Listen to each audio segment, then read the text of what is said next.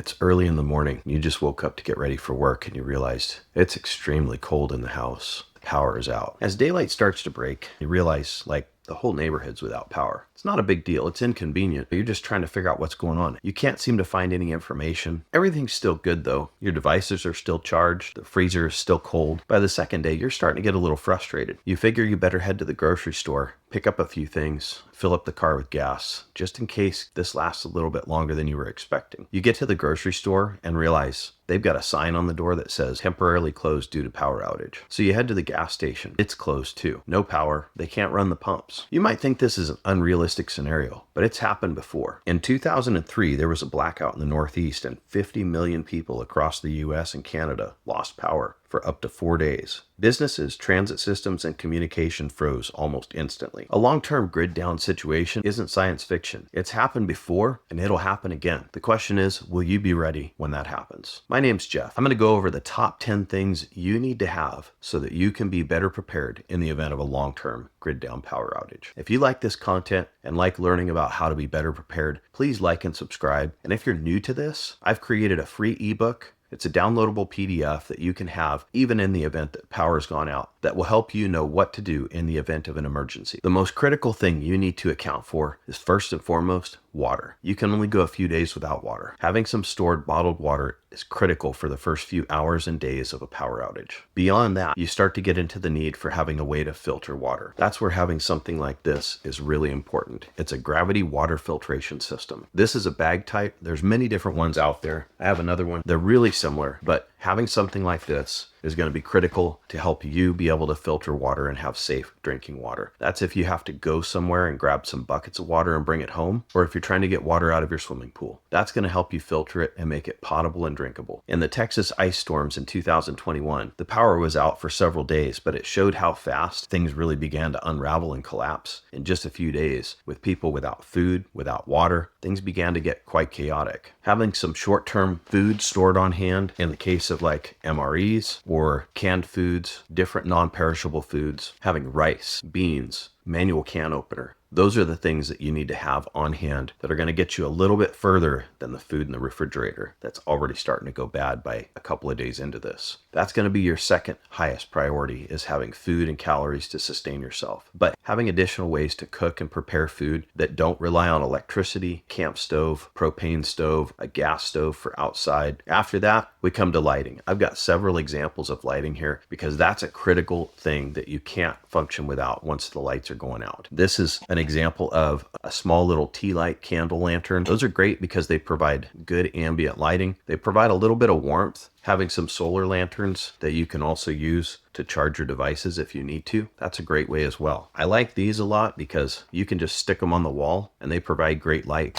with just the flip of a switch. But it is important to make sure you've got batteries to be able to run the lights unless they're solar powered or candle powered. During the rolling blackouts in Venezuela in 2019, entire regions were paralyzed, causing major food shortages, water shortages, and a lot of unrest. After about 2 weeks without power, normal routines collapse. Schools and workplaces are closed indefinitely. Law enforcement is stretched thin. Desperation leads to increased theft, conflict. Important thing to have a way to protect yourself and your family in the event of a long-term outage. Things are going to start to get chaotic. People are going to start to panic. And they're going to wonder, maybe that person with the lights on has food. I'm going to go there and I'm going to get their food. I'm going to get their supplies. You need to have a way to protect yourself. This is an example of a very inexpensive handgun. Security doesn't have to be expensive. Shotguns are another great example. They don't cost a lot. They don't require a lot of training to be able to use them other than knowing how to safely operate them. They're kind of a point and shoot. This requires a little bit more training, and you want to make sure that you're doing the training, you know how to use it, just like all of your other preparedness items. You need to know how to use the tools that you have, or they don't do you any good. As I mentioned at the beginning of the video, having a way to stay warm when it's cold outside, it's not going to take long before your house starts to dip down to the same temperatures as outside. For me personally, that was a real scenario. I woke up in the morning and it was really cold in the house. This was several years ago when we had an infant at home. You could see your breath, and that was only in 24 hours before we got the power back on. It made me realize, as a dad, I want to make sure that my family's taken care of when the lights go out and they're not coming back on. I was very concerned that if we didn't get the house warmed up, he could freeze to death really quickly. Having some alternate ways to keep your house warm, like propane heaters that are safe for use indoors, having candles, maybe a rocket mass heater, those are things you should look into that you could have already in place that when the lights go out, it's a real simple transition over to keeping your house warm. Depending on where you live in the country, if you're in the northern hemisphere, you really need to have a secondary way to keep your house warm. Blankets and tents in the house aren't going to cut it. Next would be sanitation and hygiene. You've got to be able to wash your hands. You've got to be able to wash your body if it's going long term, brush your teeth, simple things. Another aspect that people don't think about is where are you going to go to the bathroom? Your toilet isn't flushing anymore. Having something like a luggable loo, portable toilet seat that goes onto a bucket, or a camp toilet, those are critical items to be able to manage your waste and still be able to maintain living at home. Communication is next. Having a way to listen to and receive news and information, if information is coming out at all. You need to be able to get weather alerts, news, what's going on. Beyond that, having a way to communicate with your family or your neighbors. If you have to go out and go get water, food, you need to be able to stay in touch. Having some simple walkie-talkies is a great way to do that. A Bofang ham radio. When the power went out from Hurricane Helene, this was the only way that people were able to communicate. Cell phones didn't work. None of those other traditional methods were working. Internet was down. Nobody could communicate. Legally, you have to have a ham radio operator's license to use one of these.